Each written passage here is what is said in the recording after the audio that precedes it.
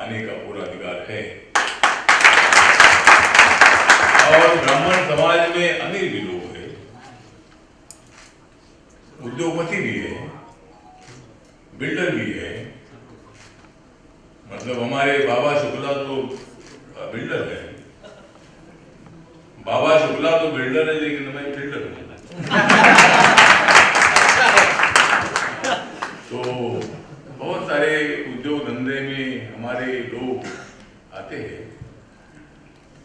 जब हमने उनको बोला कि भाई अगर आपको पानी पूरी खानी है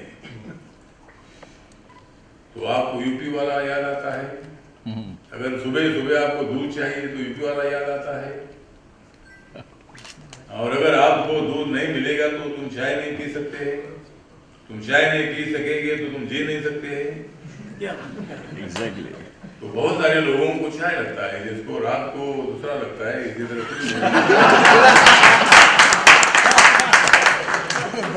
तो इसी तरह मतलब सभी लोग काम धंधे से लोग इधर आते हैं। पहले मिल में काम करने के लिए यूपी के बहुत सारे लोग इधर आए। हमारी जो शुगर फैक्ट्री जो है, खंडसरी है, शुगर फैक्ट्री है, गुड़ की फैक्ट्री है।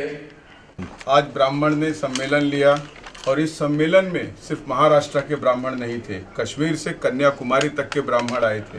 राजस्थान से भी ब्राह्मण था तो गुजरात से भी ब्राह्मण था, उड़ीसा से ब्राह्मण था तो मद्रास से भी ब्राह्मण था, तमिलनाडु से लेके बिहार तक और उत्तर प्रदेश से लेके छत्तीसगढ़ तक के ब्राह्मण आए थे। और ब्राह्मणों की ये पीड़ा थी कि सबके लिए रिजर्वेशन की मांग हो रही है, लेकिन ब्राह्मणों को शिक्षा से वंचित किया जा रहा है। तो कम से कम शिक्षा के क्षेत्र में जो ब्राह्मण का शुरू से वर्चस्व रहा है, उसके क्षेत्र में ब्राह्मण को आरक्षण मिलना चाहिए, ऐसी हमारे अंदर वेदना थी। तो इसके लिए आज हमने सामाजिक न्याय मंत्री को एक ब्राह्मण सम्मेलन करके निमंत्रित किया और उसमें हमने ये मांग रखी थी। और सामाजिक न्याय मंत्री ने हमें आश्वस्त किया है कि इस बारे में वो आगे भी प्रयास करते रहेंगे।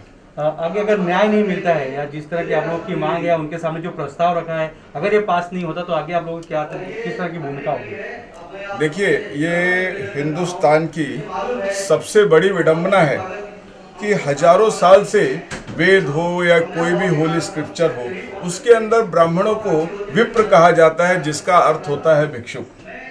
तो जो हजारों साल से भिक्षुक के रूप में वर्णित था, उसको आरक्षण से इसलिए दूर रखा गया क्योंकि वो अचानक संपन्न साबित हो गया। और जो हजारों साल से हमारे देश में राज करते थे, हमारा किसी के आरक्षण का विरोध नहीं है, जो हजारों साल से राज करते थे उनके आरक्षण के लिए आज हर जगह आवाज उठ रही है। तो ब्राह्मणों के लिए भी आवाज उठनी चाहिए। हमारा किसी से आरक्षण का विरोध नहीं है, लेकिन हमारे आरक्षण का भी कहीं विरोध नहीं होना चाहिए। और रही बात आरक्षण की बात न मानने से, तो जैसा अन्य लोग लोकतांत्रिक तरीके से आरक्षण की मांग कर रहे हैं, वो ब्राह्मण समाज भी मांगेगा। और अगर ब्राह्मण समाज को आरक्षण से दूर रखा जाएगा तो इसका दूरगामी प्रभाव आने वाले अब इलेक्शन में भी दिखाई देगा। लेकिन अब देखा जाए तो ब्राह्मण से लोग दूर भाग रहे हैं, या उन्हें कहीं ना कहीं टारगेट किया जा रहा है, या उन्हें मारा जा रहा है, इसमें क्या करना है? देखिए, ब्राह्मणों से अब राजनीतिक पार्टी दूर नहीं भाग रही है। राजनीतिक पार्टी तो अब ब्राह्मणों के नजदीक आ रही है, क्योंकि ब्राह्मण अब संगठित हो चुका है, उसको अपना अधिकार समझता है। और रही बात जो ब्राह्मणों को पीड़ित किया जाता है, जो मारपीट किया जाता है, तो ब्राह्मण ने कभी हथियार नहीं उठाया है और ब्राह्मण जीवन में कभी हथियार नहीं उठाएगा। लेकिन संविधान कभी किसी को अकेला नहीं छोड़ता है, तो संवैधानिक रूप से उसका हम बराबर विरोध करेंगे और उसके लिए हम कोशिश करेंगे कि ऐसा कृत्य करने वाले को दंडित किया जाए। सर, जहां तक बात की जाए, आप लोग रिजर्वेशन जरूर मांग रहे हैं, अच्छी बात है मांगिए, लेकिन मुझे लगता है कि उससे पहले सुरक्षा मांगनी चाहिए ब्राह्मणों के लिए। सबसे बड़े स्टेट उत्तर प्रदेश में ही ब्राह्मण सुरक्षित नहीं है, ब्राह्मण वहां आरोपी भी है और ब्राह्मण वहां पीड़ित भी है। देखिए, जब वहां जहां तक सुरक्षा की बात आती है तो सुरक्षा संविधान देता है जी, और ब्राह्मण को संवैधानिक लड़ाई लड़ने का रास्ता मालूम है। ठीक है, अभी कुछ ब्राह्मण पीड़ित हैं, लेकिन उसके लिए हमारा ब्राह्मण संवैधानिक लड़ाई लड़ने के लिए सुचारू रूप से है।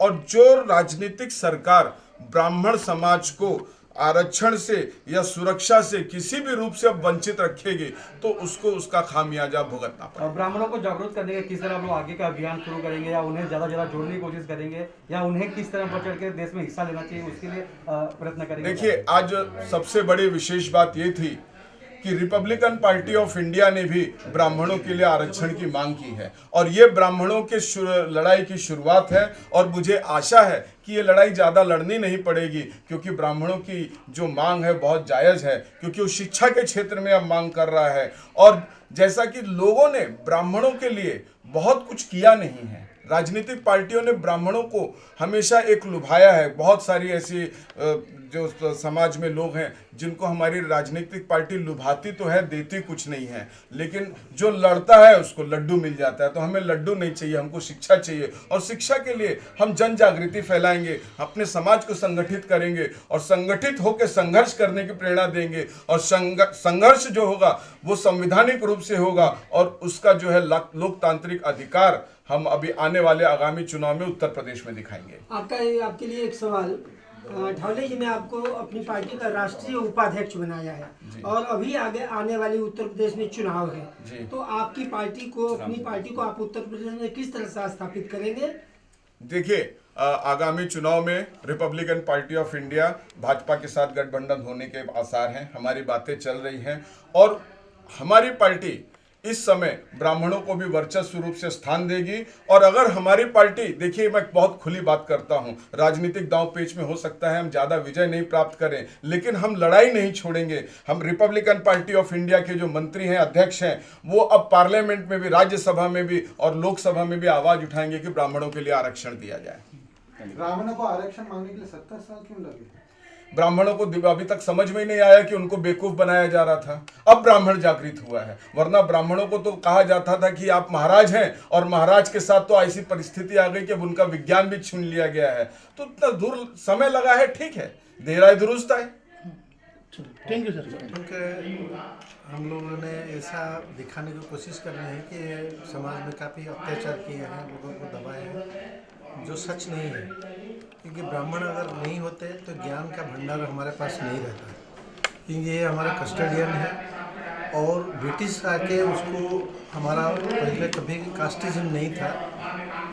एक कास्ट शब्द जो है ना पुर्तगाल से आया है, उनके पास में कास्टिज्म होता है, हमारे पास में वर्ण था। वर्ण व्यवस्था ऐसा था कि बाय बर्थ हम सब शूद्र हैं, जो शरीर का काम करता है वो शूद्र है, जो विचार में आता है वो वैश्य होता था, जो भाव में मास्टरी किया वो क्षत्रिय होता है, और जो ध्यान में जाता है वो ब्राह्मण होता है। ब्राह्मण के लिए इतना स्ट्रिक्ट रूल था कि उनके पास पैसा नहीं होगा, समाज उसको संभालेगा। वो बहुत तपस्या करते थे, तभी हमारा ज्ञान हमारे पास रह गया, जिसको जर्मन एंड अदर कंट्री ने फॉलो किया और रिकॉग्नाइज नहीं कर रहे हैं। तो ब्राह्मणों का आज की जो परिस्थिति है, उनको जो रिजर्वेशन की बात उठता है वो सही है, क्योंकि उनके पास बुद्धि है। उनको पढ़ने को अगर सुविधा नहीं दिया जाएगा तो समाज आगे नहीं जाएगा, क्योंकि हम जितना जो शरीर लेवल में जो काम कर रहा है तो वो समाज को लीड नहीं कर सकता है। तो एक बैलेंस आना चाहिए, जो हमको सब मिलकर काम करना पड़ेगा कि ब्राह्मण रहना चाहिए। क्योंकि मैं शूद्र पैदा हुआ, मैं वैश्य पैदा हुआ, मैं ब्राह्मण होकर शरीर छोड़ना चाहिए। मेरा वो यात्रा है, वो यात्रा को हम लोगों ने जात बना दिया, वो जो गलत हुआ है।